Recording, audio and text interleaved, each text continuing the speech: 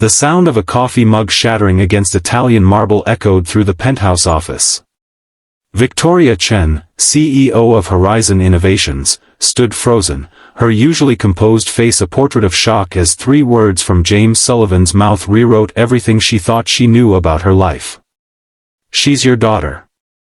If you're feeling that punch to the gut right now, hit that like button and subscribe to see more stories that explore the complicated, messy, beautiful reality of modern families. Trust me, you'll want to stay until the end of this one. Victoria Chen had built her empire from nothing.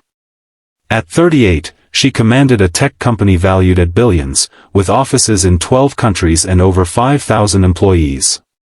Her corner office on the 50th floor offered a panoramic view of the city she'd conquered, the same city that had once told her she'd never make it.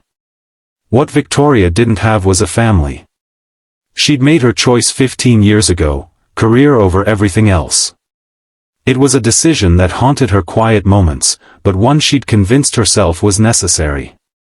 James Sullivan was not what Victoria expected when HR told her they'd hired a new executive assistant.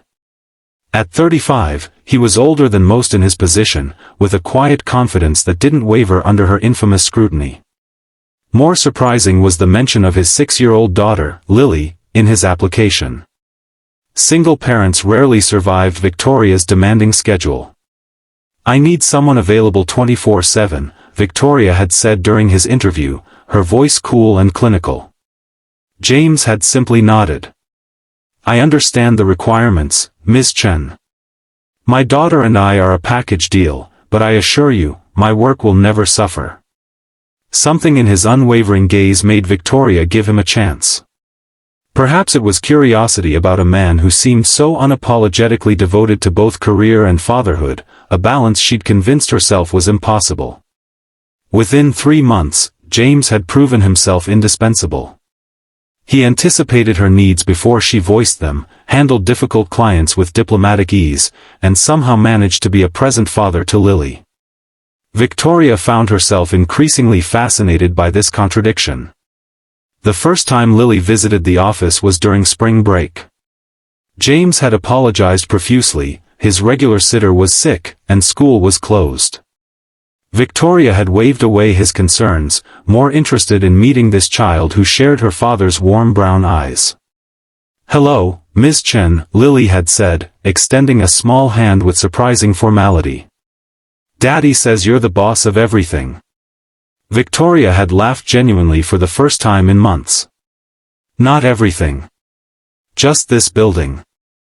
"That's still a lot," Lily had replied seriously. "Daddy says you're the smartest person he knows." Victoria had glanced at James, who was suddenly very interested in organizing papers on his desk, a flush creeping up his neck. That day marked a shift.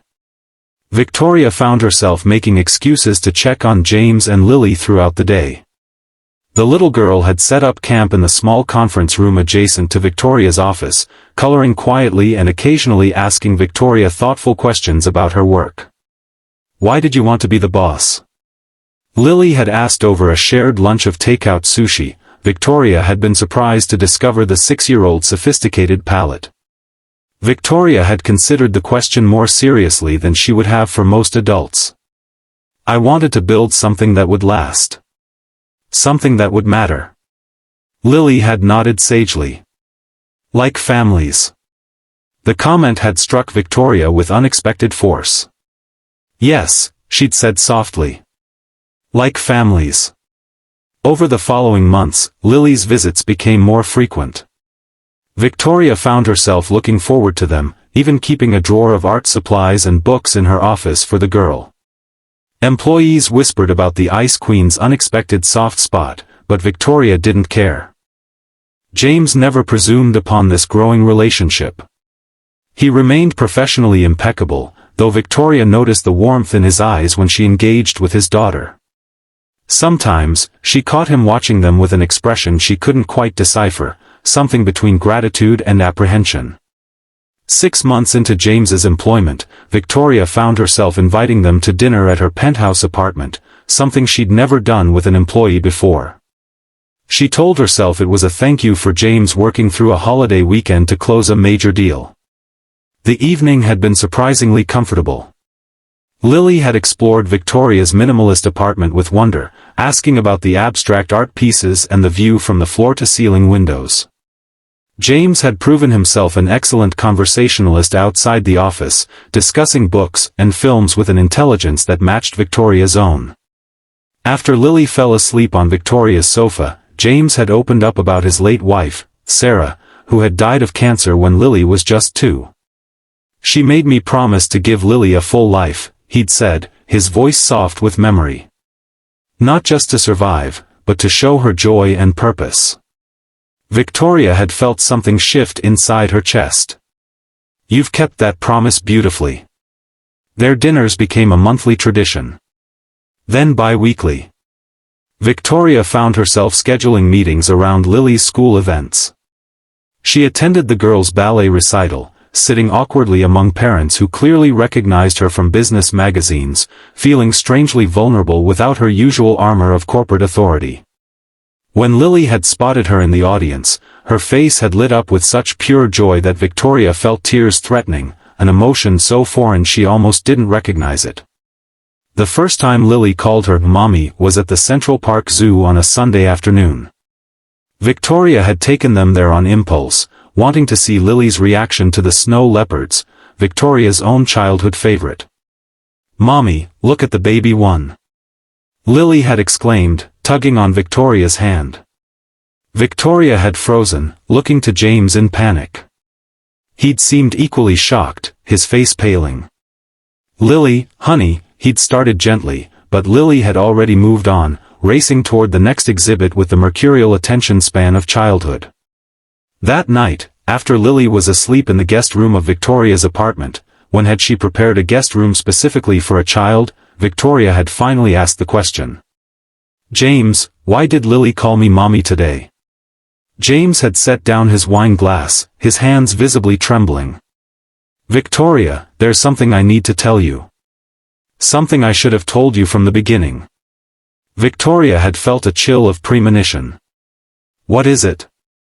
15 years ago, did you donate eggs to the New Hope Fertility Center?" The world had tilted beneath Victoria's feet. She'd never told anyone about that decision, made when she was 23, broke, and desperate to fund her first startup. The clinic had guaranteed anonymity. She'd signed away all rights, taken the money, and buried the memory. "How could you possibly know that?" she'd whispered. James's eyes had held hers steadily. "Because my late wife and I used donor eggs. We chose yours." Victoria had stood abruptly, knocking over her coffee mug, the expensive ceramic shattering against the marble floor. "She's your daughter," James had said, the words hanging in the air between them. "Biologically, at least. I never intended for you to know.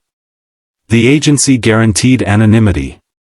But then I saw your picture in a business magazine, and you looked so much like Lily, the same eyes, the same expressions. I thought it was just coincidence until I researched you and realized the timing matched." "You researched me? You applied for this job knowing," Victoria's voice had broken. "I just wanted to see what kind of person you were," James had admitted. "I never planned to tell you. But then you and Lily formed this connection, and she started asking questions about her mother, not Sarah, but her real mother. Children sense these things somehow." Victoria had pressed her hands against her temples, trying to process the revelation. "Why tell me now?" "Because Lily is starting to see you as her mother. And because I'm falling in love with you," James had said simply. "You deserve to know the truth before things went any further." The silence that followed had stretched between them, filled with 15 years of choices and consequences neither had anticipated. The months that followed were the hardest of Victoria's life. She took a leave of absence from Horizon for the first time since founding the company, retreating to her beach house to process the revelation that had upended her carefully constructed world. James had respected her need for space, though he'd sent one email: "Whatever you decide, Lily and I will be okay. Take the time you need."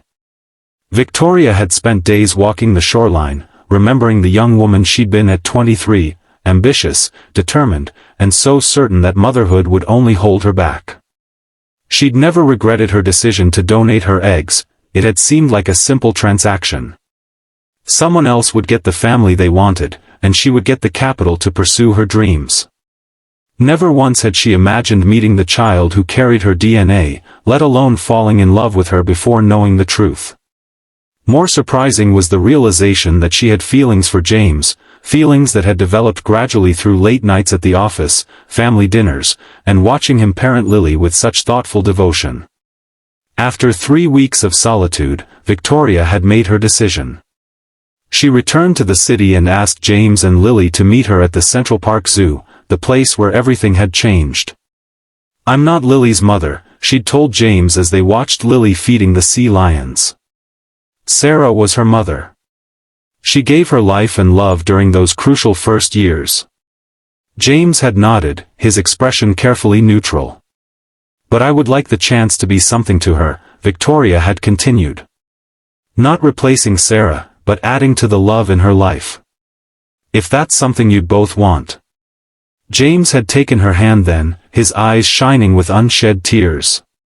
"I think we'd like that very much." Lily had bounded back to them then, her face alight with excitement. "Can we get ice cream now?" Victoria had knelt to Lily's level. "Lily, I need to talk to you about something important. You know how you called me Mommy at the zoo last time?" Lily had nodded, suddenly serious. "That's a very special name, and it belongs to your mommy Sarah, who loved you very much," Victoria had said gently.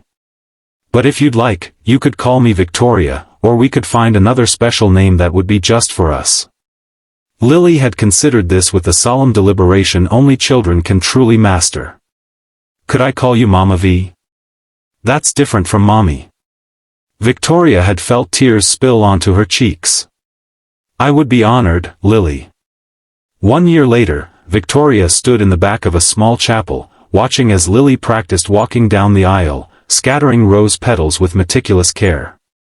The wedding would be intimate, just 30 guests, a far cry from the society event Victoria might once have envisioned for herself. James appeared beside her, slipping his arm around her waist.